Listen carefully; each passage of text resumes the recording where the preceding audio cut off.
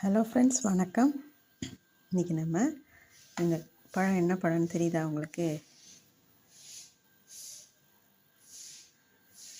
மணத்தக்காளியோட பழம். காயெல்லாம் வச்சு தான் இன்றைக்கி நம்ம வத்தப்பழம் பண்ண போகிறோம். இந்த பழம் அப்படியே சாப்பிட்லாம். வாய்ப்புண்ணுக்கு, வயிற்று புண்ணுக்கெலாம் ரொம்ப நல்லது. பசங்களுக்கெல்லாம் இது மாதிரி கொடுத்து பழகுங்க. வித்தியாசமான டேஸ்ட்டாக இருக்கும். இதை சாப்பிட்லான்னே தெரியாது பல பேருக்கு. சின்ன பசங்களுக்கு இதெல்லாம் செஞ்சு காமிச்சிங்கன்னா எடுத்து சாப்பிட்டு பாருங்கள் அப்படின்னு சொல்லி நம்ம தான் சொல்லிக் கொடுக்கணும். காய் பறிச்சுட்டு வந்தேன் தோட்டத்துலேருந்து. கிராமத்தில் இருந்தோன்னா நம்ம ஆர்கானிக்காக அப்பயே பறித்து அப்பயே நம்ம சமையல் பண்ணலாம். எந்த பூச்சி கொல்லி போட்டிருப்பாங்கன்ற நம்ம பயம் கிடையாது. ஆனாலும் நிறைய தடவை ஒரு 4 தடவை வாஷ் பண்ணிட்டேன்.